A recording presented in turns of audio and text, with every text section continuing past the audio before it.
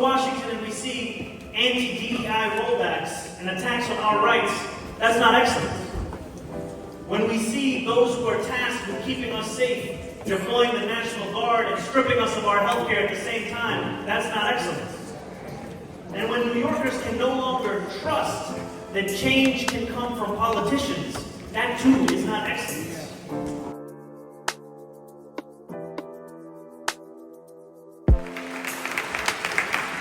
Representative Crockett told people what was going to happen in Atlanta from the government shutdown, how it affected them, from the government closure, how it impacted their journeys to the airport, their food, their health care. We stand firmly committed to St. Louis today, just as we did more than 50 years ago. And even as Black voices still remain underserved in the mainstream media. We allow them to sing and dance, we allow them to pass out the playbook, but we're not allowed to own this shit. And partnership is what they did with the Rock Nation and that's that. I'm gonna keep fighting for that because that is what we want in the city of New York.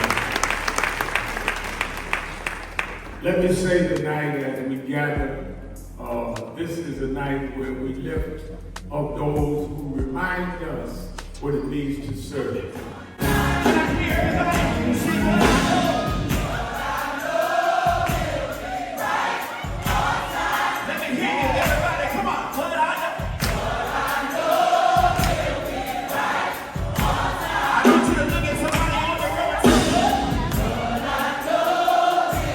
As I close, I'm reminded of the words from Martin Luther King Jr. The ultimate measure of a man is not where he stands in moments of challenge and controversy, but it is the true leadership.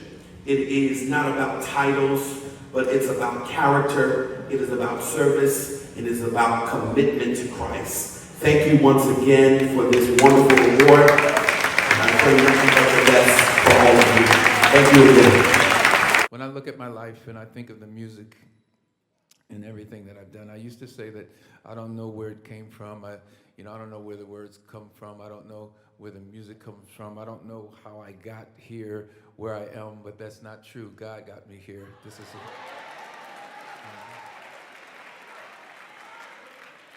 and it becomes more clear to me every day that why I'm here. And I don't even know how I ended up standing here except for the fact that I ran into Al at the Essence.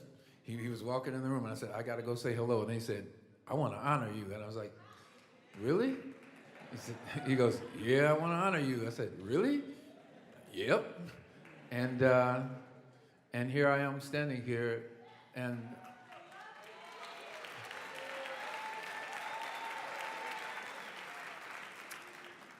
I can only thank you. I always want to do this, Michael Jackson. I love you too. I'm sorry. But I think of moments like this, I can't help but just think of how proud my mom would be for me to standing here. I have to say that just to be standing here and to be invited by Al Sharpton, and I want you guys to really think about this man who invited me here and how he has been fighting the fight for us all of these years.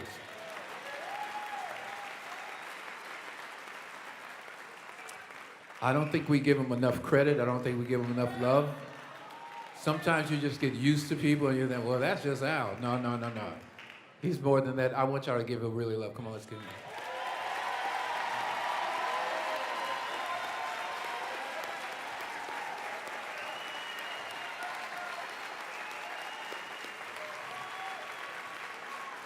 It's very true. Because I can remember times, I'm 67 years old, I can remember times in Indianapolis, Indiana. Yeah, it's true, I'm 67.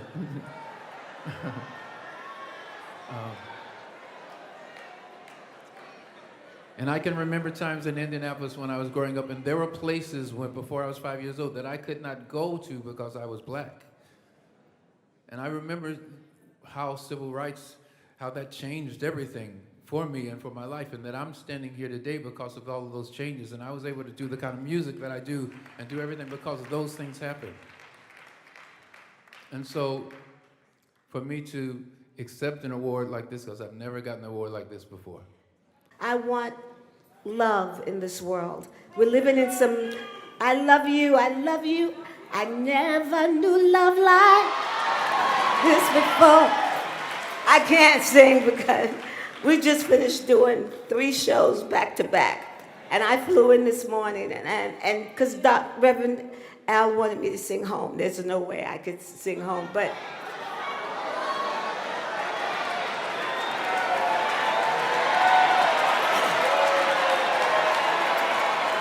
okay. When I think of home, I think of a place where there's love overflowing. I wish I was home. I wish I was back there with the things I've been knowing.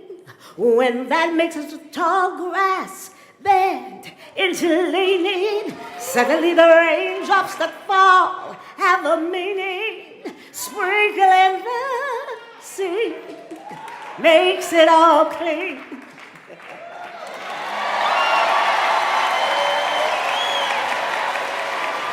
But thank you. Happy birthday to you. Happy birthday. I love you with my life. As we chart a path forward in this city and in this country, let us center it around the commitment to excellence that defines this city to its core.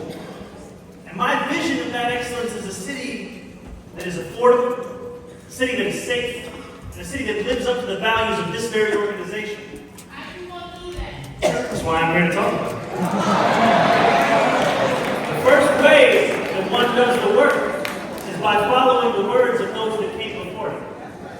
And the words that I often think of when I think of this city, and when I think of this state, and when I think of this country, are the words of Dr. King.